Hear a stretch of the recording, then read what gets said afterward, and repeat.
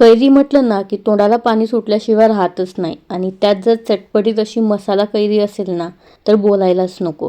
तर आज आपण वर्षभर साठवून ठेवता येणार अशी चटपटीत मसाला कैरीची रेसिपी बघणार आहोत. तर मसाला कैरी बनवण्यासाठी इथे मी 3 कैऱ्या घेतलेल्या आहेत.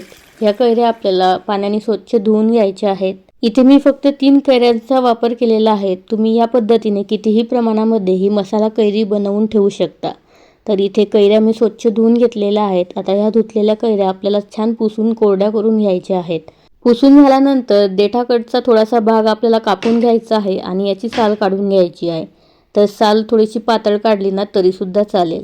तर याच पद्धतीने तिन्ही कैऱ्यांची साल मी काढून घेते. महत्त्वाची गोष्ट म्हणजे तुम्हाला जर माझ्या रेसिपीज आवडत असतील आणि अजूनपर्यंत तुम्ही चॅनलला सबस्क्राईब केलेलं नसेल तर पटकन सबस्क्राईब करून टाका. आणि जर कच्च्या कैरीची ही रेसिपी आवडली असेल तर व्हिडिओला लाईक करा आणि जास्तीत जास्त शेअरसुद्धा करा. तर इथे मी सर्व कैऱ्यांची साल काढून घेतलेली आहे आणि याला मध्यभागातून छान कट करून घ्यायचं आणि याच्या आतमधली जी कोय असते ती काढून घ्यायची आहे आणि छान याला पातळ असं कापून घ्यायचं आहे. या कैरीचे काप जेवढे बारीक किंवा पातळ कापल्या जातील ना तेवढंच हे कैरी वाळायला वेळ कमी लागतो किंवा पटकन वाळल्या जातात. त्यामुळे याला मी आणखी बारीक जसं व्हिडिओमध्ये दाखवलेलं आहे या पद्धतीने बारीक बारीक याला कापून घेतलेलं आहे. तर याच पद्धतीने सर्व कैरी कापून झालेली आहे आणि याचे कापसुद्धा तुम्ही बघू शकता. छान लांब लांब आहेत आणि पातळसुद्धा आहेत. तर एका बाउलमध्ये मी याला काढून घेतलेलं आहे.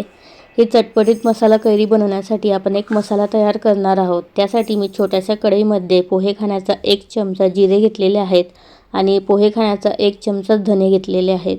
धने आणि जिरे हलकासा धूर येईपर्यंत किंवा खमंग असे भाजून घ्यायचे आहेत. तर अगदी मिनिटभरामध्ये हे छान भाजून होतात. इथे भाजून झाल्यानंतर याला थोडंसं थंड करून घ्यायचं आणि थंड झाल्यानंतर मिक्सरच्या छोट्या भांड्यामध्ये काढून घ्यायचं आहे. नंतर यामध्ये पोहे खाण्याचे 2 चमचे साखर टाकायची आहे. 1 चमचा साधं मीठ आणि 1 चमचा काळं मीठ टाकायचं आहे. थोडंसं हिंग टाकायचं. अर्धा चमचा यामध्ये मिरे टाकायचं आहे आणि 2 चमचे बेडगी मिरची पावडर टाकायची आहे आणि अगदी थोडीशी हळद टाकायची आहे. इथे काळी मिरीचं प्रमाण ना तुम्ही तुमच्या आवडीनुसार कमी जास्त करून घेऊ शकता. तुम्हाला मसाला कैरी किती तिखट हवी त्यानुसार.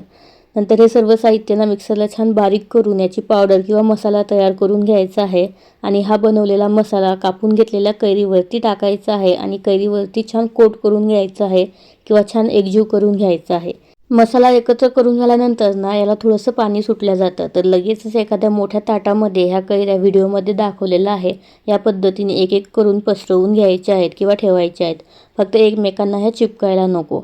सध्या पाऊस असल्यामुळे किंवा ढगाळ वातावरण असल्यामुळे ना मी याला मायक्रोवेव्हमध्ये सन ड्राय करून घेतलेलं आहे. पण तुमच्याकडे मायक्रोवेव्हमध्ये सन ड्रायचं ऑप्शन नसेल तर तुम्ही उन्हामध्ये 4 ते 5 दिवस याला सुकवून घेऊ शकता. मायक्रोवेव्हमध्ये एक बॅच सन ड्राय करण्यासाठी किंवा वाळवण्यासाठी मला पूर्ण 1 घंटा किंवा 1 तास लागलेला आहे. याच पद्धतीने मी संपूर्ण कैऱ्या छान वाळवून घेतलेल्या आहेत. सन ड्रायचं ऑप्शन हे प्रत्येक मायक्रोवेव्ह किंवा OTGमध्ये असणारच असं नाही. त्यामुळे 4 ते 5 दिवसामध्ये अगदी आरामात ह्या कैऱ्या छान सुकल्या जातात, छान वाळल्या जातात.